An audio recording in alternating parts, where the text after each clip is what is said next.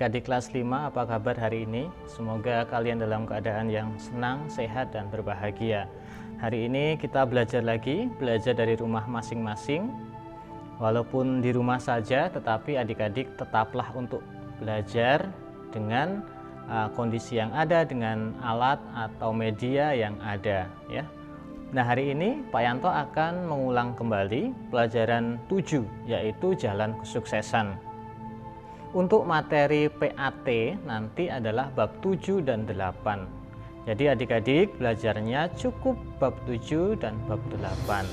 Nah, sekarang kita review dulu bab 7. Jalan kesuksesan dalam agama Buddha. Apa sih yang dimaksud dengan sukses?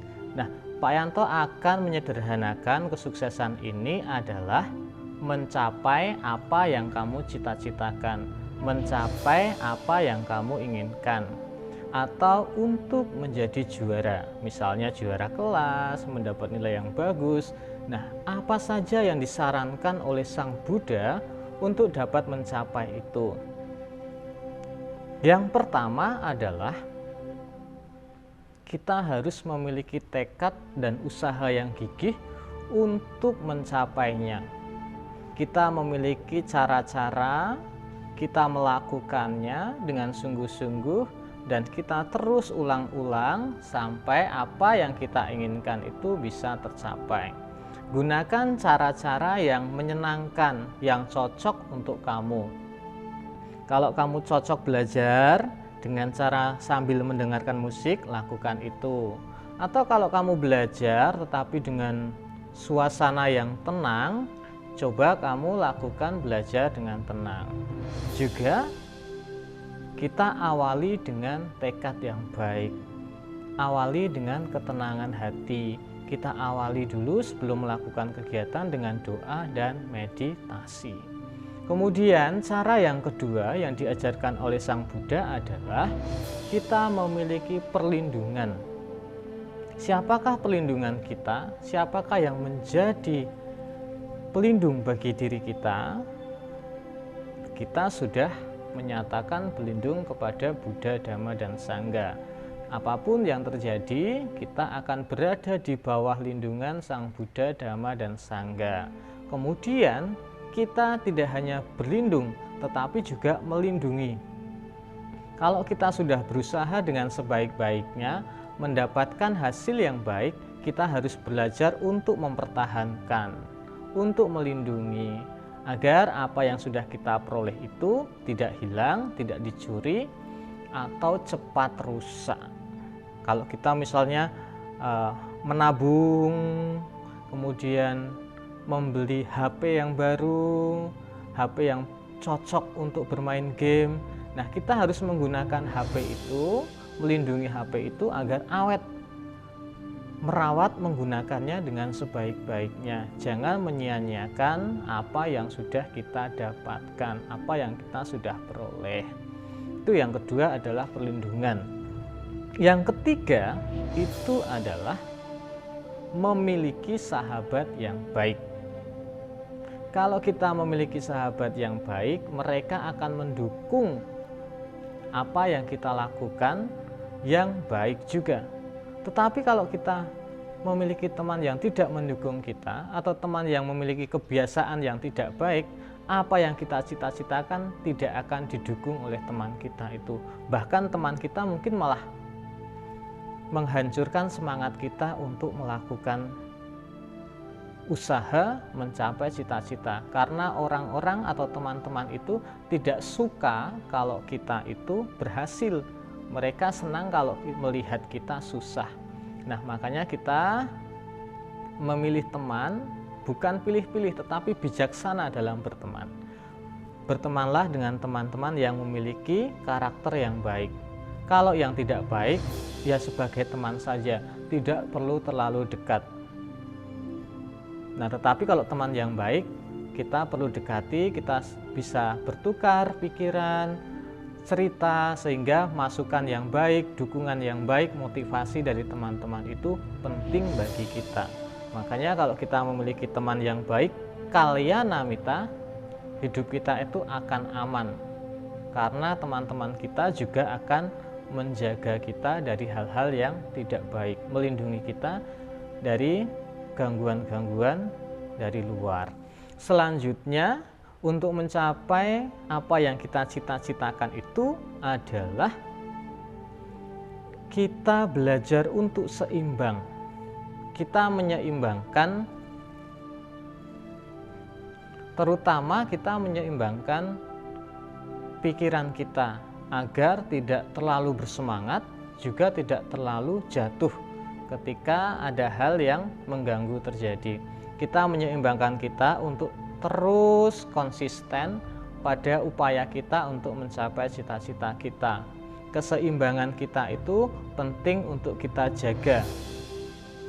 Seperti kalau kita jalan menyeberangi sungai yang jembatannya itu hanya satu kayu saja. Kita harus benar-benar menjaga keseimbangan agar tidak jatuh. Kalau kita sampai jatuh ya kita selesai, kita akan terbawa arus sungai. Tetapi kita harus menjaga keseimbangan agar sampai ke seberang, mencapai apa yang kita cita-citakan. Usaha kita juga harus seimbang. Walaupun kita mungkin belajar, tetapi juga jangan lupa untuk merefresh pikiran kita, otak kita agar tenang lagi dan pelajaran mudah dipahami, mudah diterima. Kalau kita belajar terus, tidak ada refreshing, tidak ada main, tidak ada ngobrol dengan teman, tidak ada ngobrol dengan papa dan mama, yang ada pikiran kita menjadi panas, otak kita menjadi panas dan akhirnya malah kita pusing sendiri.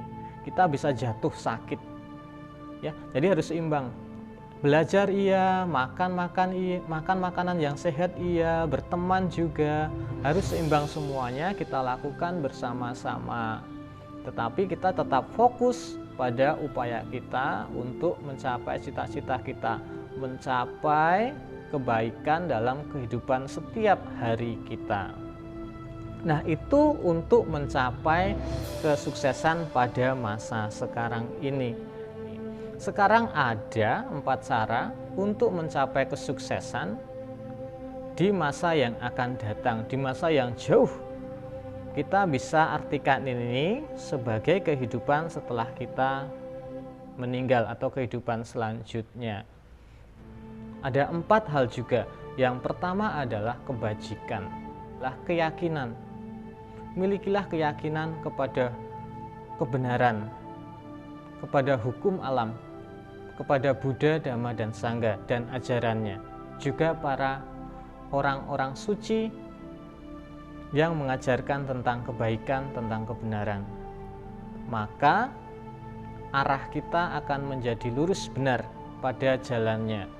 Kalau kita meyakini orang-orang yang salah atau meyakini ajaran yang salah, kita bisa tersesat dan entah kemana selanjutnya kita akan berada.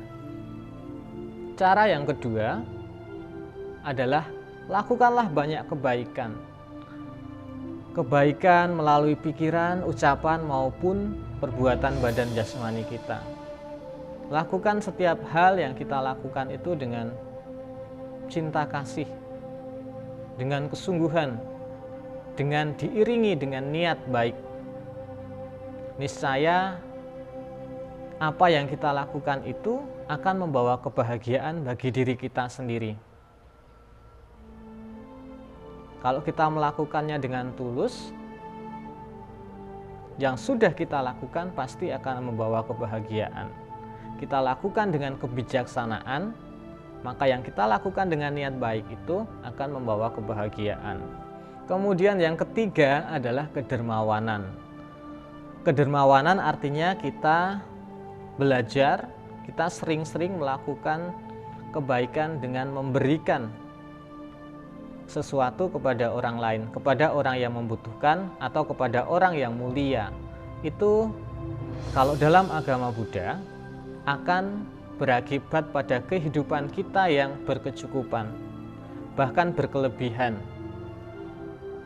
Orang-orang yang pelit sebaliknya, orang-orang yang kikir sebaliknya, mereka akan kesulitan dalam mendapatkan rezeki, mendapatkan mata pencaharian. Ya, sayang sekali kita sudah diberikan jalan, sudah diberitahukan jalannya. Nah, sebaiknya kita berlatih sedikit demi sedikit untuk memberi. Bisa memberi tenaga, memberikan sumbangsih ide, bisa memberikan makanan, uang secukupnya, sebisa semampu kita, memberikan apa saja yang kiranya bisa membantu atau meringankan beban orang lain.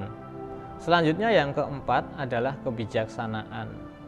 Kita banyak belajar tentang ajaran Sang Buddha agar kita menjadi orang yang bijaksana, mengetahui mana yang benar, mana yang salah, mana yang seharusnya dilakukan dan mana yang seharusnya dijauhi.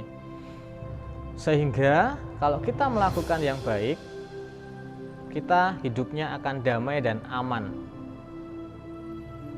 Maka milikilah kebijaksanaan, banyaklah belajar, membaca apa saja, membaca buku pelajaran, membaca buku lain, novel, atau koran, majalah.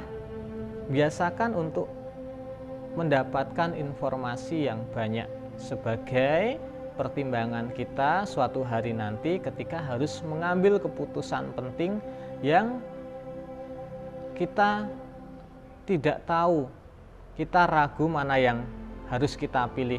Nah, dari informasi yang kita peroleh banyak itu, kita mampu untuk memilih cara yang paling bijaksana. Jangan malas-malas untuk belajar. Sekarang media sangat banyak sekali memberikan informasi kepada kita, internet, YouTube, dan sebagainya, banyak informasi yang kita peroleh. Nah, kita juga harus berhati-hati dalam memilih informasi itu ya. Kita harus cek juga agar itu bukan berita yang bohong, itu berita yang benar dan bermanfaat. Jadi itu yang dapat Pak Yanto sampaikan. Semoga adik-adik semua selalu sehat, tetap di rumah, jaga kesehatannya. Sabe sata bawantu sukitata, semoga semua makhluk hidup berbahagia. Sadu, sadu, sadu.